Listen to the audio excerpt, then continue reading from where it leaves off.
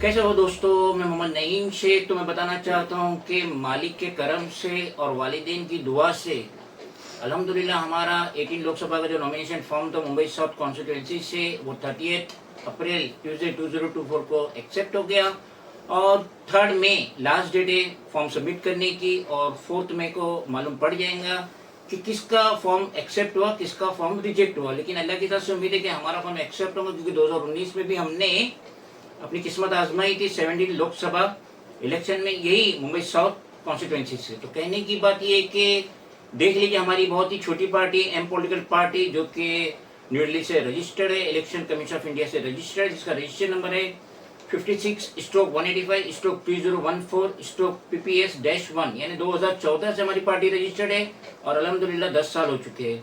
तो मैंने एक चीज नोट किया, ये जो नॉमिनेशन फॉर्म मेरा एक्सेप्ट हुआ उसमें मैंने एक चीज नोट किया कि मेरा नंबर था 6th। 6 लोगों ने 30 अप्रैल तक लोकसभा का जो इलेक्शन है मुंबई साउथ कॉन्स्टिट्यूंसी से 6 लोगों ने फॉर्म जमा किया, लेकिन लिस्ट आ रही थी 9 लोगों की। फर्स्ट में को लिस्ट आ रही थी 9 लोगों की, क्योंकि अरविंद सावंत जो सिटिंग मेंबर ऑफ पार्लियामेंट है 2014 में भी जीते 2019 में भी जीते, तो उन्होंने 4 नॉमिनेशन फॉर्म जमा किए और मैक्सिमम जो कोई भी कैंडिडेट फॉर्म जमा कर सकता है वो 4 है।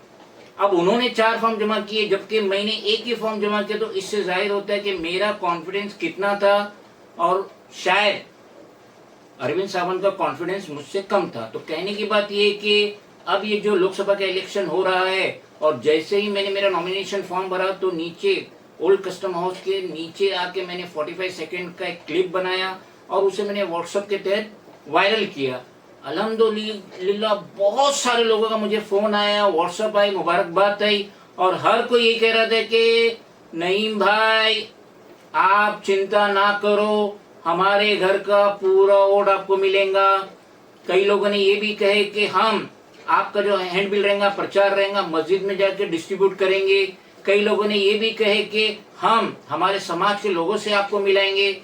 कई लोगों ने ये भी कहे कि हम बिना पैसा बिना लालच आपके लिए काम करेंगे। तो ये बहुत बड़ी बात है, क्योंकि मैं भी 40 सालों से उनके लिए काम कर रहा हूँ। जब भी उनको मेरी जरूरत महसूस हुई फ्रंट आके मैंने उनकी मदद किया और उनकी जो प्रॉब्लम थे मैंने उन्हें सॉल्व किया। तो देख लीजिए कि 26 अप्रैल को फॉर्म इशू हुआ था, लोकसभा का फॉर्म इशू हुआ था मुंबई में और हमने 26 तारीख फ्राइडे को ही जाके फॉर्म लिए थे और हमने 29 मंडे के दिन जाके वो फॉर्म सबमिट किए, फीस भरे। लेकिन थोड़ा एफिडेविट में थोड़ा करेक्शन था जिसकी वजह से 30 अप्रैल को हमारा नॉमिनेशन फॉर्म साइन हो गया। 2:23 में हमने शपथ लिए। Additional collector encouragement first floor old custom house में हमने शपथ लिए और हमने शपथ में कहे कि हम देश की उन्नति के लिए, तरक्की के लिए पूरा योगदान देंगे। हमने शपथ लिए कि देश में मिलनसारी के लिए हम हमारा पूरा योगदान देंगे, हमने शपथ लिए। तो ये बहुत बड़ी बात है। और अदर जो बड़ी पार्टीज है देख लीजिए हमारे सामने, चलो अरविंद सावंत ने मंडे के दिन जाके फॉर्म जमा कर दिए थे 29 अप्रैल को, लेकिन उस शाम को 30 की शाम को ये डिक्लेयर हो रहा है कि यामिनी यशवंत यादव को टिकट दिए, जबकि वहां पे लोढ़ा भी अपनी किस्मत आजमा रहे थे, राहुल नार्वेकर ये दोनों बीजेपी के थे अपनी किस्मत आजमा रहे थे, मिलिंद देवरा भी किस्मत आजमा रहे थे कि एकनाथ शिंदे उन्हें टिकट देते, लेकिन ला मोहल्ला टिकट मिली यामिनी यशवंत यादव को। तो अब मैं कह सकता हूं कि ये मुकाबला ट्रायंगुलर हो गया। अरविंद सावंत, यामिनी यशवंत यादव और Mohammad Naeem Shaikh, founder cum national president of regional political party M political party, क्योंकि मैं फाउंडर कम नेशनल प्रेसिडेंट हूँ और ये ट्रायंगुलर मुकाबला हो जाएगा। और यहाँ पे मजीद 2-3 इंडिपेंडेंट भी है, 2-3 मजीद पार्टीज भी, सब अपनी किस्मत आजमा रहे। लेकिन वोटर्स में रिक्वेस्ट करूंगा, 15 लाख वोटर्स है, लास्ट टाइम पे 8.5 लाख वोटर्स ने कुछ वोट डाले थे, जिसमें से अरविंद सावंत को 4,21,000 के करीब वोट मिले थे, मिलिंद देवरा को 3,21,000 के करीब वोट मिले थे। तो मैं व्यूअर से रिक्वेस्ट करूंगा कि ये जो इलेक्शन होता है ये आपका हक है, आपको वोट देने के लिए जाना ही चाहिए।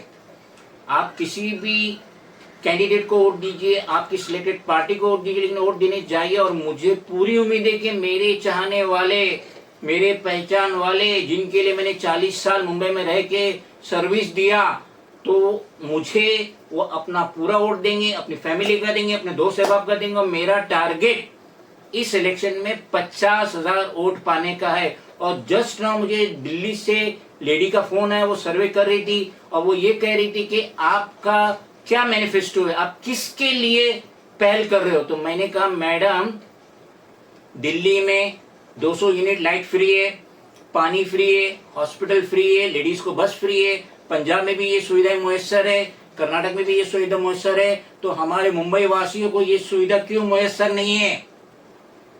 मुंबई वासियों ने क्या ऐसा गुनाह किए कि उन्हें ये सुविधा से महरूम रखा गया? क्या मुंबई में सब लाखोंपति करोड़पति रहते, कोई गरीब नहीं रहता है? झग्गी झोपड़ी नहीं है मुंबई में? मैंने कहा यहाँ पे हॉस्पिटल का इंफ्रास्ट्रक्चर बढ़ना चाहिए। आज ही के दिन जे हॉस्पिटल में सूत्रों से पता चला कि एक पेशेंट ने जम मार के अपनी जान दे दी। क्यों जान दे दी? क्योंकि वो देख रहा हुआ कि यहाँ पे मेडिसिन इलाज बराबर नहीं हो रहा है, जिसको बर्दाश्त नहीं कर सका, डिस्टर्ब हो गया, उसने जान दे दी। और जब ये बात मैंने वो लेडी सर्वे करने वाली से कही तो वो अचंभे में रह गई कि ये कैसे हो सकता है। मैंने बोला मैडम है, उसको ये नहीं मालूम जे हॉस्पिटल किधर है। बोला सर जे हॉस्पिटल जो है बाइकला वेस्ट में, चंडिया रोड से भी आ सकते। तो मेरा इलेक्शन लड़ने का मकसद ये है कि मैं मेरे कॉन्स्टिट्यूंसी के लोगों के लिए फलाह बहबूद करूं, क्योंकि इससे पहले जितने भी आए उन्होंने अपने खुद की तरफ तवज्जो दी, अपने बीवी बच्चों की तरफ तवज्जो दी है, लेकिन कॉन्स्टिट्यूंसी के इंफ्रास्ट्रक्चर, फ्री लाइट, फ्री पानी, फ्री एजुकेशन, फ्री हॉस्पिटल, इस पे कतई ध्यान नहीं दिए, जिसकी वजह से आज भी मुंबई के सिटीजन बहुत ही ज्यादा बदहाल है। खुदा हाफिज। ये छोटी सी आदत होगी जो आप हर जगह करते हो। सवाल हर चीज के लिए, आटा, दाल, चावल, तेल, साबुन खरीदते वक्त कितनी उंगली करते हो आप कि भाई ये आटे में मिलावट तो नहीं है, ये चावल में कंकर तो नहीं है, ये साबुन झाग तो अच्छी देगा ना। सिवाय एक चीज के, अपनी सरकार चुनते वक्त 5 घंटे चलने वाली मस्कीटो कॉइल के लिए कितने सवाल करते हो।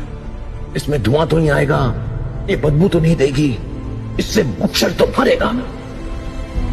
लेकिन 5 साल तक अपनी सरकार चुनते वक्त एक सवाल नहीं करते, कुछ नहीं पूछते, बिल्कुल नहीं।